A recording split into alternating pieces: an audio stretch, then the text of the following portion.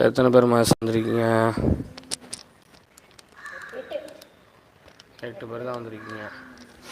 மற்ற யாரும் வரலண்ணா? சரி. இப்போ ஒரு சின்ன உபதேசம், அதை கவனமாக கேட்டுக்குங்க. கவனமாக கேட்கணும், நான் காதை குடைய சொல்லலை. பிஸ்மில்லாஹிர் ரஹ்மானிர் ரஹீம். வஸ்ஸலாத்து வஸ்ஸலாமு அலா ரசூலில்லா வ அலா ஆலிஹி ஹிஸ்பில்லா வ அஸ்ஹாபிஹி ஜுண்டில்லா வ பஅத். கவனமாக கேட்கணும். அல்லாஹ்வினுடைய அளப்பெரு அன்பும் அவனுடைய கருணையும் நம்மீதும் நமது பெற்றோர்கள் மீதும் நமது ஊர் மக்கள் அனைத்து உலக முஸ்லீம்கள் மீதும் நிலவட்டுமாக. ஆமீன் அப்படின்னு சொல்லணும். என்னன்னு சொல்லணும்? யாரையாவது வாழ்த்தி ஒரு துவா செய்கிற மாதிரியான ஒரு வார்த்தைகளை சொன்னாங்கன்னா உடனே நம்ம என்ன செய்யணும்? ஆமீன் அப்படின்னு சொல்லி பக்கத்தில் சொல்லணும். புரியுதுங்களா? அந்த பழக்கத்தை நம்ம வாழ்க்கையில் என்ன செய்யணும்? கொண்டு வரணும். இங்கே பாரு, உங்களுக்கு தான் சொல்லிகிட்டு இருக்கேன். சரி. இப்போ உலகத்தில் அல்லாஹ்தாலா ஒவ்வொரு படைப்பையும் ஒவ்வொரு காரணத்துக்காக படைச்சிருக்கிறான். அப்படி தானே? பேனாவை என்ன காரணத்துக்காக அல்லாஹ் படைச்சிருக்கிறான்? எழுவ இல்லை, எழுத. என்னன்னு சொல்லணும்? எழுவ அப்படின்னா என்னது? அது என்னது? எதுக்கு படைச்சிருக்கான் போய் பேனாவை? எழுத. நோட்டை எதுக்கு படைச்சிருக்கிறான்? எழுத்தை சுமக்க. நோட்டை எதுக்கு எல்லாம் படைச்சிருக்கான்? எழுத்தை சுமக்க. தண்ணி எதுக்கு எல்லாம் படைச்சிருக்கிறான்? குடிக்க, குளிக்க, சுத்தம் பண்ண. உலகத்தில் எல்லாமே எதை வச்சு தான் இருக்குது? தண்ணியை வச்சு தான் இருக்குது. தண்ணி இல்லை அப்படின்னா உலகமே என்ன இல்லை? இல்லை. இப்போ எல்லாம் அரிசி எதுக்கு படைச்சிருக்கிறான்? சாப்பிட. இப்படி ஒவ்வொன்றும்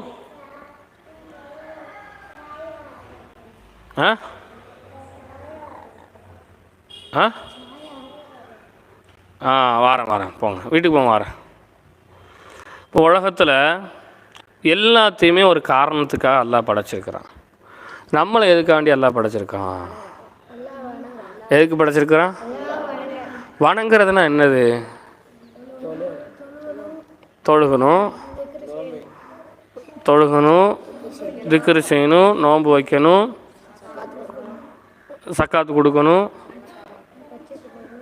வேறு களிமா சொல்லணும், அல்லாஹ்வுக்கு கீழ்ப்படியணும். வேறு முஹம்மது நபி ஸல்லல்லாஹு அலைஹி வஸல்லம் அவங்களுடைய பாதையில் இருக்கணும். வேறு என்ன சொல்லுங்கள்? அவ்வளோதானா? அப்போ இது மட்டும்தானா?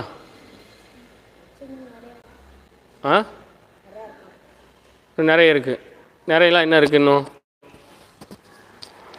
சரி. இப்போ நம்மளை எதுக்கு படைச்சிருக்கேன் அப்படின்னு சொல்லி அல்லாஹ்வே சொல்கிறான். நம்மளை எதுக்காக அல்லாஹ் படைச்சிருக்கான் அப்படின்னு அல்லாஹ் சொல்லும்போது, வமா ஹலக்குத்துல் ஜின்ன வல் இன்ச இல்லா லியஅபுதுன். ஆயத்தை சொல்லுங்கள். வமா ஹலக்குத்துல் ஜின்ன வல் இன்ச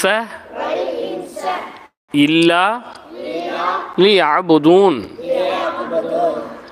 மனிதனுக்கு முன்னால் படைக்கப்பட்டிருக்க ஜின் வர்க்கமாக இருந்தாலும் ஜின் வர்க்கத்திற்கு பிறகு படைக்கப்பட்ட இந்த மனித வர்க்கமாக இருந்தாலும் இந்த ரெண்டையுமே என்ன வணங்குவதற்காக மட்டும்தான் நான் படைச்சிருக்கேன் அப்படின்னு அல்லாஹ் சொல்கிறான். எதுக்காண்டி மட்டும்தான் அல்லாஹ் படைச்சிருக்கான்? அப்போது நம்ம படைக்கப்பட்டிருக்க நோக்கம் என்ன? யாரை வணங்குறதுக்கு? அப்போ அதுதான் நம்மளுடைய முழு நேர வேலை. அதுதான் நம்மளுடைய என்ன நேரம்? முழு நேர வேலை. இப்போ பேனா இருக்குது, அல்லாஹ் எழுதுறதுக்காண்டி படைச்சிருக்கான். பேனானுங்கிறது என்ன செய்யணும்? எடுத்து எழுதுனா எழுதிக்கிட்டே இருக்கணும். அப்படி தானே? எப்போமாவது ஒரு நேரம் எழுதலை அப்படின்னு சொன்னால் அதை எழுத வைக்கிறதுக்கு நம்ம முயற்சி பண்ணி திரும்ப எழுதுவோம். எப்பவுமே எழுதலைன்னு சொன்னால் அதை ஒரு பேனாவை நம்ம மதிப்போமா? சும்மா ஒரு பேனாவை மதிப்போமா? ஒரு பேனாவை அதை மதிப்போமா? இது ஒரு காசுக்கும் பெறாது. இனிமேல் இதை வச்சு பிரயோஜனம் என்ன செஞ்சிடுவோம்? தூக்கி போட்டுருவோம். இப்போ மனிதனாக இருக்கிறவன் எப்போதுமே என்ன செய்யணும்? அல்லாவை வணங்கி கொண்டே இருப்பவனாக இருக்கணும். அல்லாவால் விதிக்கப்பட்ட 5 நேர தொழுகையை தொழக்கூடியனாக இருக்கணும். என்றைக்காவது ஒரு நாள் ஒரு மனுஷன் ஒன்றை தொழலை அப்படின்னு சொன்னால் அது பிரச்சனை இல்லை. கொட்டாய் விட்டால் வாயில் கையை வைக்கணும். மற்றவங்களுக்கு பார்க்குறவங்களுக்கு ஒரு முகசூல் ஏற்படுத்துகிற மாதிரி பண்ணக்கூடாது. சரி, அப்போ ஒரு நேரம் மனுஷன் தொழுவலை அப்படின்னு சொன்னால் அவனை சரி செய்கிறதுக்கு ஏதாவது முயற்சி பண்ணலாம். ஒருத்தன் வாழ்க்கையில் தொழவே மாட்டுக்கான், அப்போ நம்ம அவனை மனிதனாக பார்ப்போமா? முஸ்லீமாக பார்ப்போமா? ஏன்னா அவன் படைக்கப்பட்ட நோக்கத்தையே என்ன செய்கிறவன் சரியாக செய்யலை. அப்போ ஒரு நாளைக்கு நம்ம எத்தனை நேரம் சாப்பிடணும்? எத்தனை நேரம் சாப்பிடணும்?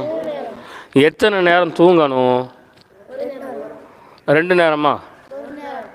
2 நேரம். எத்தனை நேரம் தூங்குவீங்க? மதியம் நைட்டு. சரி, அவன் 2 நேரம் தூங்குறதுனால 2 நேரம். சரி, இப்போ ஒரு நாள் எத்தனை தடவை குளிக்கணும்? 2 தடவை குளிக்கணுமா? ஏன்? காலையிலையும் சாயந்தரமும். காலையில் ஏன் குளிக்கிங்க? குளிச்சுட்டு ஸ்கூலுக்கு போகணும். சாயந்தரம் ஏன் குளிக்கிங்க? அது என்றைக்காவது பண்ணியிருக்கீங்களா? அப்படி ஒரு நாளைக்கு 2 தடவை குளிக்கணும்னு சொல்கிறீங்களே நஜீம் பாய், 2 நாளைக்கு ஒரு வாட்டி தானே குளிக்கிறீங்க. ஒரு நாளைக்கு 2 தடவை குளிக்கணும்னு சொல்கிறேன், நீங்கள் 2 நாளைக்கு ஒருக்கா தானே குளிக்கிறியா? அதானே? அப்படி தானே? சரி, அப்போ ஒரு நாளைக்கு 3 நேரம் சாப்பிட்ணும், 2 நேரம் தூங்கணும், அப்படி தானே? ஒரு நேரம் பல் தேய்க்கணும். அப்போ ஒரு நாளைக்கு எத்தனை தடவை நம்ம அல்லாவை வணங்கணும்? எத்தனை நேரம் வணங்கணும்? 5 நேரம் வணங்கணும். இப்போ 3 நேரத்தில் ஒரு நேரம் சாப்பிடலை அப்படின்னு சொன்னால் வயிறு என்ன ஆகும்? பசிக்கும். பசியிலேயே விட்டுட்டோம், 2வது நேரமும் சாப்பிடல, என்ன ஆகும்? வலிக்கும். வலிக்குன்னு சொல்லி அப்படியே விட்டுட்டோம், 3வது நேரம் என்ன ஆகும்? வயிறில் புண்ணு வரும், அப்புறம் கிறக்க வரும், அப்புறம் அல்சர் வரும், அப்புறம் ரத்தம் இருக்காது, அப்புறம் நம்ம சாவுற நிலைமைக்கு, இறக்குற நிலைமைக்கு என்ன செஞ்சிருவோம்? போயிடுவோம். அப்படி தானே? ஒரு நேரம் தொழுகிறோன்னா அது ஒரு சின்ன பாவமாக இருக்கும். ஒரு நேரம் தொழுகல என்னவாக இருக்கும்? 2வது நேரம் தொழுகலைன்னா அந்த சின்ன பாவம் இன்னும் கொஞ்சம் பெரிய பாவமாக மாறும். 3வது நேரம் தொழுகலை அப்படின்னா அது இன்னும் கொஞ்சம் பெரிய பாவமாக மாறும். 4வது நேரம் தொழுகலைன்னா அது இன்னும் பெரிய பாவமாக மாறும். 5வது நேரமும் நம்ம தொழுகலை அப்படின்னா நம்ம ஒரு முஸ்லீமாகவே இருக்க மாட்டோம். இந்த பாவம்லாம் சேர்ந்து நம்மளை முஸ்லீம்ங்கிற அந்த வட்டத்துலேருந்து தள்ளி விட்டுரும். எதுலேருந்து தள்ளி விட்டுரும்? முஸ்லீம்ங்கிற வட்டத்துலேருந்து என்ன செஞ்சிடும்? தள்ளி விட்டுரும். அப்போ ஒரு நாளைக்கு நம்ம எந்த செஞ்சு ஆகணும்? கண்டிப்பான முறையில் 5 நேரம் தொழுதே ஆகணும். யாருக்காக தொழணும்? உம்மாவுக்கு பயந்தா? பாப்பாவுக்கு பயந்தா? இமாமுக்கு பயந்தா? இல்லை, யாருக்கு பயந்து தொழணும்? அல்லாஹ்வுக்கு பயந்து என்ன செய்யணும்? தொழணும். தொழுகை இல்லாமல் யாருமே என்ன செய்யக்கூடாது? உலகத்தில் இருக்கவே கூடாது. நபி ஸல்லல்லாஹு அலைஹி வஸல்லம் சொன்னாங்க, உங்களுடைய பிள்ளைகளை நீங்கள் 7 வயசில் தொழுகைக்கு ஏவுங்க. 7 வயசு வந்துச்சுன்னா என்ன செய்யுங்க? தொழுவுங்க.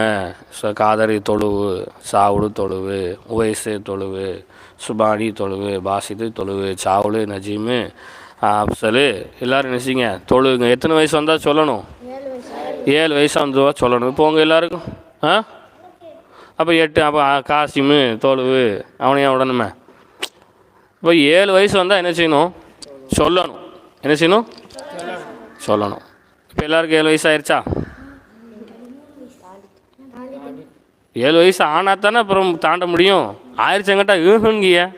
அப்போ எல்லாம் 5 வயசா? 7 வயசு ஆயிடுச்சங்கிட்ட என்ன செய்யணும்? 7 வயசு ஆகி தாண்டி போயிட்டுருக்குன்னு சொல்லணும். 7 வயசு ஆயிடுச்சங்கிட்ட அப்படின்னா அப்போ 3 வயசு 4 வயசா? இல்லை, அப்படி தானே பை? சரி, அப்போ 7 வயசில் சொல்ல சொன்னாங்க. 8 வயசில் சத்தம் போட்டு சொல்லுங்க. இல்லை தொலை போறியா இல்லையாலா? ஐயோக்கியப்பல ஓடலை, தொலை ஓடலை அப்படின்னு சொல்லுங்கள்.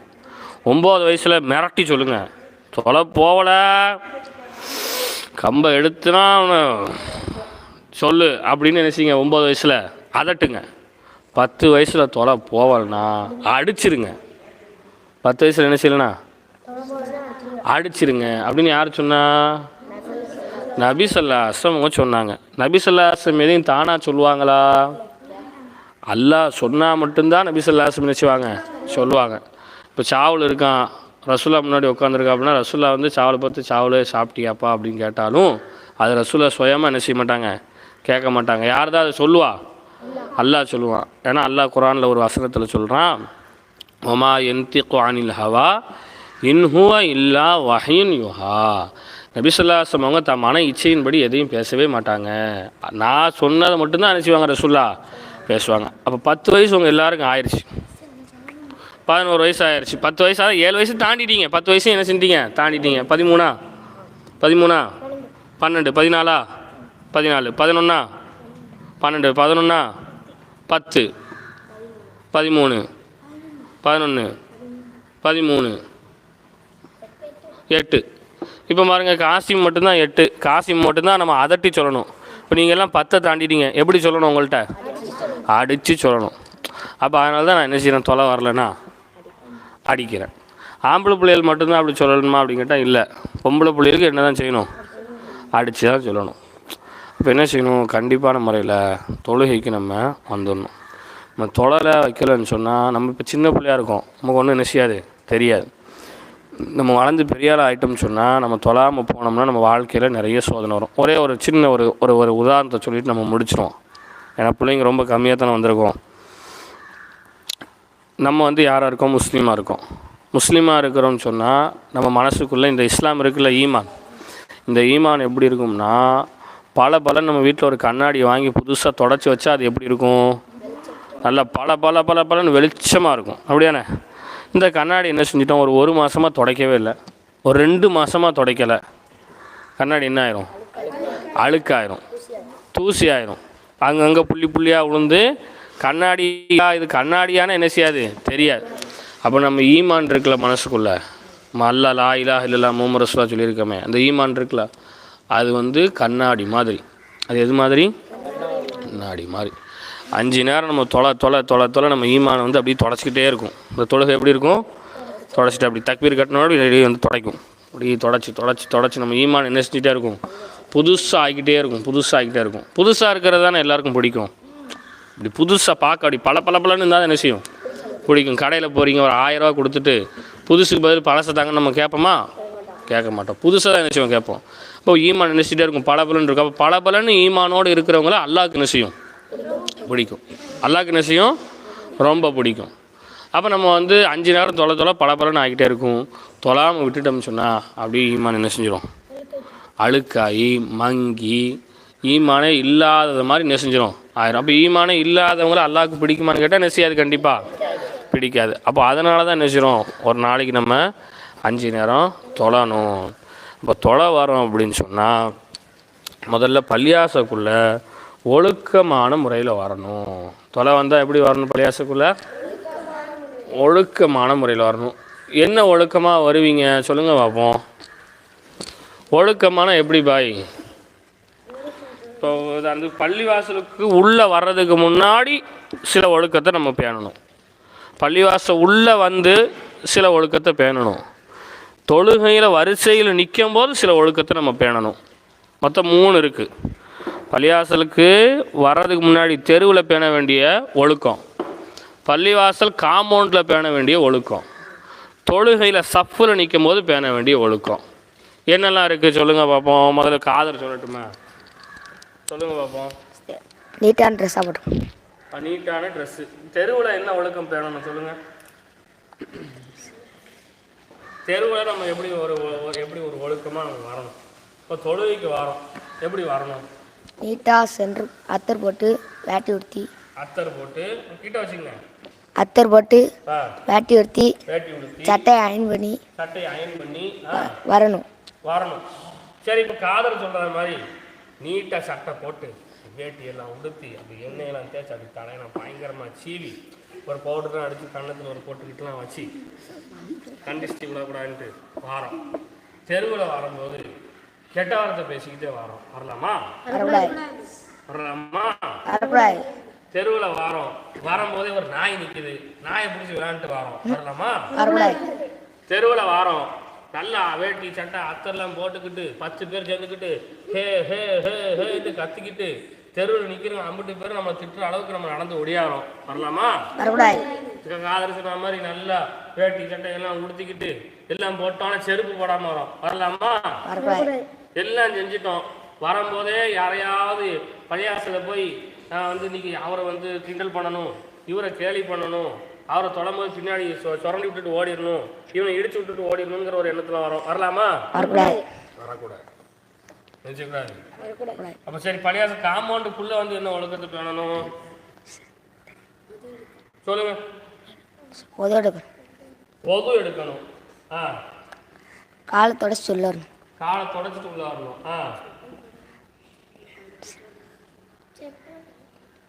வேறு சாப்பிட்டு கொடுங்க பார்ப்போம். பள்ளியாசம் வெளியெல்லாம் என்னப்பா செய்யணும் சொல்லுங்க. பள்ளியாசம் வெளியே இருந்து வரும்போது என்ன ஒழுக்கத்தோட வரணும்? பள்ளியாசக்குள்ளே வரும்போது ஒதுச்சிட்டு வரணும். ஃபஸ்ட்டு ஒன்றுக்கு போகும்போது செப்பல் போட்டு போகணும். ஒன்றுக்கு போகும்போது செப்பல் போட்டு போகும். ரெண்டுக்கு போகும்போது ஃபஸ்ட்டு செப்பல் தான். அப்பவும் செப்பல் போட்டு போகணும். அப்போ சரி, அடுத்து ஃபஸ்ட்டு பேசக்கூடாது. உள்ளே வந்தோடனே பேசக்கூடாது. Very good. அடுத்து ஒவ்வொரு செய்யும் போது பேசக்கூடாது. அடுத்து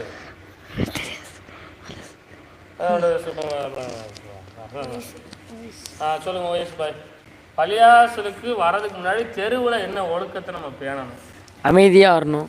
அமைதியாக வரணும்.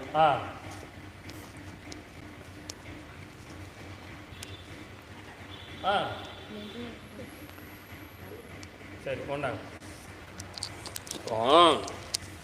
நீங்கள் ஒரு தொழுகையாளியாக இருக்கிறீங்க. யாராக இருக்கிறோம்? தொழுகையாளியாக இருக்கிறோம். 5 நேரம் தொழக்கூடியவங்களாக இருக்கிறோம். இப்போ நம்ம 5 நேரம் தொழக்கூடியவங்களாக இருக்கிறவங்க பள்ளிவாசலுக்கு வரும்போதுன்னு இல்லை, பொதுவாக எப்போவுமே தெருவில் ஒரு ஒழுக்கமாக நிற்கணும். இப்போ நீங்கள் எல்லாம் கொஞ்சம் பெரிய பயலாக வளர்ந்து வாரீங்க. நீங்கள் எல்லாம் இப்போ என்ன பண்ணுறீங்க அப்படின்னா ஷார்ட்ஸ் போடுறீங்க. எது போடுறீங்க? ஷார்ட்ஸ். அதாவது தொடைக்கு கிட்ட ட்ரெஸ்ஸு, முட்டுக்காலுக்கு மேலே. அப்படி தானே? முட்டுக்காலுக்கு மேலே போடுறீங்களா இல்லையா? ஒரு 3/4 கால் கூட அது இல்லை. கிட்டத்தட்ட அது வந்து உள்ளே போடுற ஒரு அண்டராயிரம் மாதிரி தான் நினச்சிது. சிரிக்க அப்படி தானே இருக்குது. இப்போ இதெல்லாம் போட்டு நிற்கலாமா தெருவில்? நிற்கக்கூடாது. அசிங்கம். முதல்ல ஆடை விஷயத்தில் என்ன செய்யணும்? ஒழுக்கமான ஆடைகளை அணியணும். தொலை வரமாக நல்லா கீழே வரைக்கும் உள்ள ட்ரெஸ் என்ன செய்யணும்? போட்டுட்டு வரணும். தெருக்குள்ளே வரும்போது கத்தக்கூடாது. தொழுகை நடக்குது, 1 ரக்காயத்து முடியட்டும், 2 ரக்காயத்து முடியட்டும், அசர்த்து என்ன பின்னாடி திரும்பியாக பார்க்க போகிறாரு, பிரச்சனை இல்லை, கொஞ்சம் பொறுமையாக போவோம், பேசுகிறதெல்லாம் பேசிட்டு விளையாடுறதெல்லாம் விளையாண்டுட்டு வேணுமே லேட்டாக வந்து தொழலாமா? அது தொழுது நன்மை இருக்கா? நீங்கள் யோசிச்சு பாருங்கள். பள்ளியாசலில் வந்து பிரியாணி கொடுக்குறாங்கன்னு நான் சொல்லிட்டேன். என்ன கொடுக்குறான்னு சொல்லிட்டேன்? பிரியாணி கொடுத்துக்கிட்டு தானேப்பா இருக்காங்க, லேட்டாக போய் வாங்கிக்கோன்ட்டோம், லேட்டாக போய் வாங்குவோம் அப்படின்னு சொல்லி நிற்போமா? நம்ம அடித்து பிடிச்சி எப்படியா முன்னாடி வரிசையில் வந்து 1 வாங்கிட்டு திரும்ப 2வது வந்து திரும்ப 2 வாங்க முயற்சி பண்ணுவோமா இல்லையா? அப்போ தொழுகையில் முதல்ல நம்ம நிற்கிறோம் பாரு, அது வந்து சுட சுட ஒரு பிரியாணி கிடைக்கிற மாதிரி நிறைய நன்மை. லாஸ்ட்டாக வரவனுக்கு என்ன கிடைக்கும்? எப்போ 2 குஸ்கா இருக்குது, இந்த வச்சுக்கோ, சால்னா இல்லை, சம்பல் இல்லை, கத்திரிக்காய் இல்லை, கேசரி இல்லை, இந்த வச்சுக்கோ அப்படின்னு சொன்னால் அது வாங்கி சாப்பிட நல்லா இருக்குமா? தொழுகையில் நீ முதல்ல வர்றதுங்கிறது ஒரு ஃபுல் பிரியாணி கிட்டு கிடச்ச மாதிரி அல்லாட்ட நிறைய நன்மை என்ன செய்யும்? தரும். நீ லாஸ்ட்டாக பொறுமையாக சௌரியமாக வந்து தொழுதுன்னா நன்மை என்ன இல்லை இதில் இல்லை. அப்போது தொழுகைக்கு முன்னாடி வரணும். தொழுகைக்கு வெளியிருந்து வரும்போதே ஒழுக்கமாக ட்ரெஸ்ஸு போட்டு வரணும். ஒழுக்கமான முறையில் என்ன செய்யணும்? வரணும். பள்ளியாசக்குள்ளே வந்துட்டோமா, காம்பவுண்டுக்குள்ளே வந்துட்டோமா, இங்கே பார்க்கணும், காம்பவுண்டுக்குள்ளே வந்துட்டோமா, தேவையில்லாத எந்த பேச்சிலையும் எந்த இதுலேயும் ஈடுபடவே கூடாது. குறிப்பாக தக்பீர் கட்டி தொழுகை நடந்துக்கிட்டு இருக்குதா, கத்தவோ பேசவோ அவனை அடிக்கவோ இவனை அடிக்கவோ அவனை தள்ளவோ இவனை தள்ளவோ எந்த இதுவுமே செய்யக்கூடாது. அது நீங்கள் எதுக்கு தொல்லை கொடுக்குற மாதிரி? தொழுகைக்கு தொல்லை கொடுக்கறது, அப்படி தானே? இப்போ நீங்கள் எப்படி செஞ்சுக்கிட்டு இருப்பீங்க, உள்ளே 2 வயசாளி நிற்பாங்க, எந்த அயோக்கியப்பாய் அப்படி பண்ணிக்கிட்டு இருக்கான்னு தெரில, தொழுவை முடிஞ்சதோடு அசர்த்துட்டு இன்றைக்கி சொல்லி அவன் தோலை உரிக்க சொல்லலாம் பாரு நினைப்பாங்க. நினைக்க மாட்டாங்களா? நினைக்கிறது மட்டும் இல்லாமல் தொழுவு முடிஞ்சதோட எவ்வளோ அப்படி மோன்ட்டு காலக்கிழமை எவ்வளோ உள்ளே வந்தவன் எவ்வளோ சத்தம் போட்டவன் கத்துறாங்களா இல்லையா? அப்போ அது நம்மளால தான் என்ன செய்தது நடக்குது. யாருக்கு முன்னே எல்லோரும் அறக்குறையாக தான் தொழுதுகிட்டு இருக்காங்க. அதில் கூட கொஞ்சம் நமக்கு எடுத்து விட்டோன்னா அந்த பாவம் யாருக்கு தான் வந்து சேரும்? அப்போ நன்மையை செய்ய வந்துட்டு பாவம் செய்யலாமா? இப்போ ஒரு ஆள் கீழே விழுந்து கிடக்காரு, ஒரு ஆள் என்ன செய்கிறாரு, கீழே விழுந்து கிடக்காரு. அவரை போய் நம்மளால் தூக்க முடிஞ்சாதான் என்ன செய்யணும், தூக்கணும். நான் போய் அவரை தூக்குறேன்னு சொல்லி அப்படியே தூக்குற மாதிரி தூக்கி திரும்ப டப்புன்னு கீழே போட்டேன். இப்போ நன்மை கிடைக்குமா, பாவம் கிடைக்குமா? பாவம் தான் கிடைக்கும். அப்படி தானே? ஒரு நன்மையை செய்ய போய் பாவம் என்ன செஞ்சிடும், வந்துடும். அப்படி தானே? அப்போ அப்படி என்ன செய்யக்கூடாது. உள்ள சஃபுக்கு பள்ளியாசக்குள்ளே கால் எடுத்து வச்சிட்டிங்களா, ஒன்று திக்ரு செய்யணும். பள்ளியாசலுடைய ஒழுக்கத்தை பற்றி அவர் எழுதி படிச்சிருக்காப்புல, படிச்சிருக்கா இல்லையா பாய்? அது என்ன படிச்சிங்க? திக்ரு அல்லாத மற்ற எந்த ஒன்றையும் சத்தமிட்டு பேசக்கூடாது, படிச்சிருக்கோமா இல்லையா? பள்ளியாசுக்குள்ளே வந்துட்டோமா, ஒன்று சுப்ஹானல்லாஹ், அல்ஹம்துலில்லாஹ், அல்லாஹ் அக்பர், திக்ரு செய்யுங்க. இல்லையா, குரான் மனப்பாடம் பண்ணியிருக்கீங்களா, ஏதாவது குரானை ஓதுங்க. அதை விட்டுட்டு என்ன செய்யக்கூடாது, அஸ்ஸலாமு அலைக்கும்ட்டு சலாம் கொடுத்ததோடு உட்காந்து பேசிகிட்டு இருக்கிறது வளமையாக. யார் அது? நாங்கள் தானே, நீ மட்டுமா, எல்லாரும் செய்யலாமா? அப்படி இப்போ எவ்வளோ கோவம் வரும். அப்படி செய்யக்கூடாது. பள்ளியாசக்குள்ளே அந்த ஒழுக்கமாக என்ன செய்யுங்க, இருங்க. புரியுதா? சும்மா நான் அவங்கள அடிச்சுக்கிட்டு இருக்க முடியாது, சும்மா அவங்கள போட்டு திட்டிக்கிட்டு இருக்க முடியாது. 5 நேரம் தொழுவிக்க என்ன செஞ்சுருங்க, கரெக்டாக வந்துடுங்க. அப்போ அடித்து சொல்லணும்னு யார் சொல்லியிருக்கா? அப்போ அடிக்கிறதுல தப்பு இருக்கா? நீ என்றைக்காவது தொலை வந்தவங்கள நாம் என்றைக்காவது அடிச்சிருக்கோமா?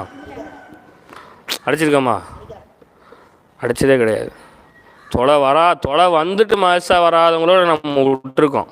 தொலை வந்துட்டு ஏன் மனசாக வரல, தலைவலி போயிட்டேன், வீட்டில் கூப்பிட்டாங்க போயிட்டேன், அப்படியா சரி வந்து சொல்லிட்டு போக வேண்டியதானே, அவளை மட்டும் தான் கேட்போம். அப்படி தானே? ஆனால் மதரசாவுக்கும் வராமல் தொலைவும் வராமல் இருக்கும்போது நம்ம என்ன செய்கிறோம், திட்டுறோம், அடிக்கிறோம், முட்டங்கால் போடுங்கிறோம், சேரை போட்டு நில்லு, அதை அப்போ செய்கிறோமா இல்லையா? என்ன செய்யணும், தொழுகைக்கு கண்டிப்பான முறையில் வந்துடணும். நல்லா தெரிஞ்சுக்க, நீங்கள் எல்லாருமே தொழுகைக்கு வேணும்னேலாம் லேட்டாக வரீங்க.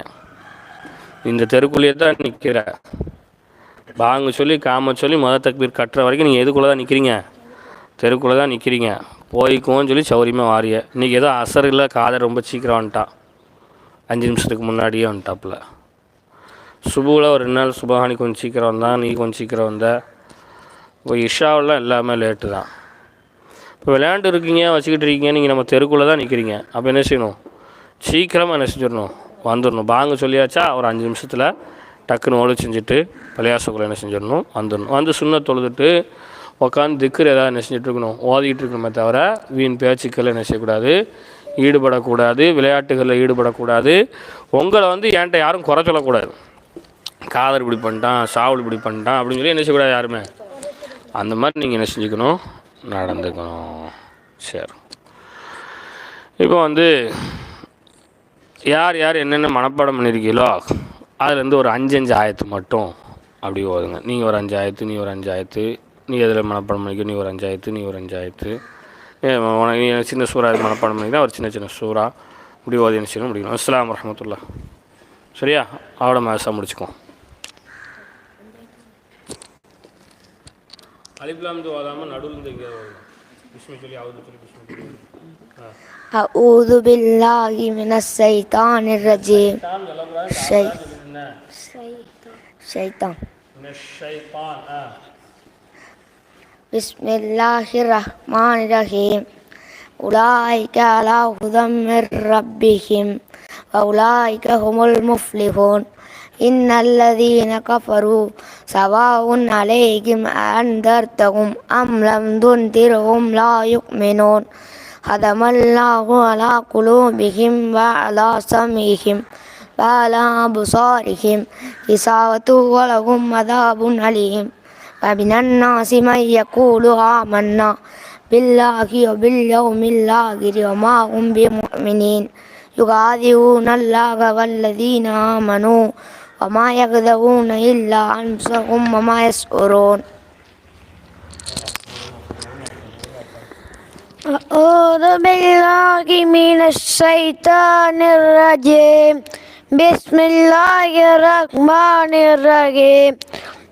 يا بني إسرائيل اذكروا نعمتي التي أنعمت عليكم أوفوا بعهدكم وإياي فارهبون وآمنوا بما أنزلت مصدقا لما معكم ولا تكونوا أول كافر به ولا تشتروا بآياتي ثمنا قليلا وإياي فاتقون ولا تلبسوا الحق بالباطل وتكتموا الحق وأنتم تعلمون وأقيموا الصلاة وآتوا الزكاة واركعوا مع الراكعين أتأمرون الناس بالبر وتنسون